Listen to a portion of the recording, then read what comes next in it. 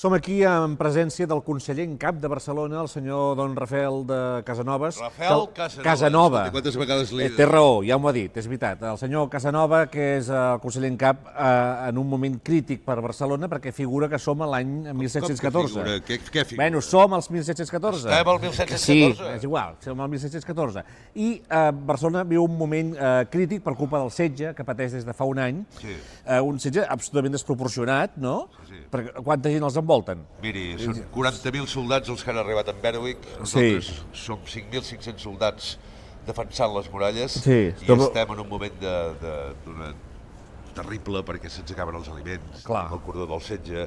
Però no us arribaven vaixells des de Mallorca amb aliments i tot? Arribaven, però els francesos van tallar-ho amb el cordó i ara no arriba res. Ara la gent replega el que pot per menjar, algun rosegó de pa, sopes que fan les dones aigualides, coses que comencen a podrir-se. Rostim gats. Gats.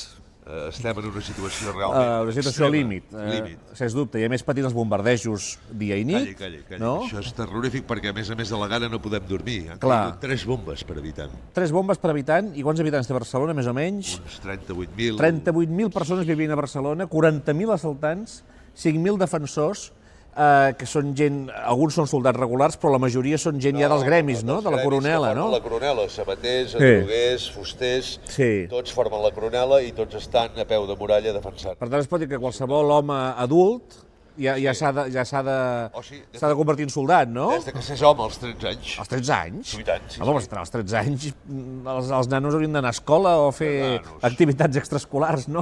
Als 13 anys no... Als 13 anys empunyalar-me i a defensar els esvorancs. Carai, tremendo. I tot per defensar Barcelona de les tropes de Felip V, un rei amb el qual vostès primer van començar a tenir bona relació, però després la cosa es va esgarrar, no? Perquè primer va pactar amb les Corts, com havia promès que faria, i després les seves promeses se'n van anar en orris, o sigui, no va respectar cap de les seves promeses. Per això estem en guerra amb el Felip. I per defensar els constituts...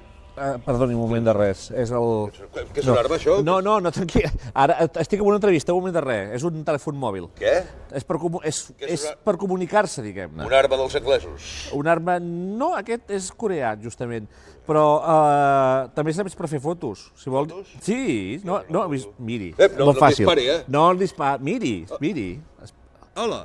Ha quedat molt afavorit. Una pintura ràpida. Una pintura rapidíssima, sí. Perdoni. No el volia interrompre. Estàvem parlant de les constitucions, no? Que vostès sempre les estan invocant. Però això és alta política, no? No. Aquí els ciutadans tenen els seus drets, les seves obligacions, els seus drets. Aquí ningú pot ser detingut sense exprés manament d'un jutge. Això és l'habeas corpus, sí.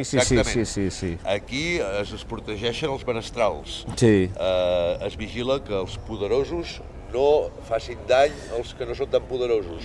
Aquí tenim una sèrie de drets i de constitucions que són centenàries. És això el que nosaltres estem defensant. I és això el que vol... I vostès temen que si a les tropes de Felip V entren a Barcelona tot això s'acabi. Oh, i tant, perquè imposaran les seves, imposaran les lleis de Castella, que no tenen res a veure amb la nostra manera d'entendre la vida ni la política, i això precisament és el que no pot ser. Però vostè no és un militar, vostè és un home de lleis. Ja s'hi veu defensant les muralles i tot això? I és veritat, jo soc un doctor en lleis, fill de boiar. Tinc por, tinc molta por, però si convé i cal, seré el primer que sortirà amb l'estendard de Santa Eulàlia a defensar la ciutat. Ui, si ho fa, ves que no li acabin fent un monument.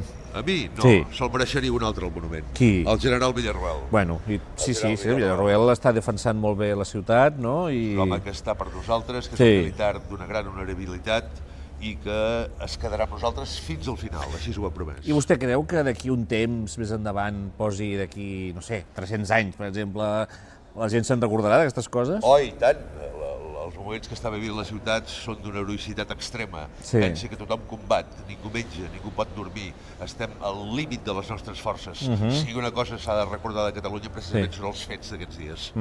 Doncs escolti, el deixo perquè suposo que té molta feina amb les muralles i tota la pesca. I vostè què hi fa aquí? Hauria d'estar carregant fusells. Doncs a les seves ordres, senyor Casanovas. Casanova!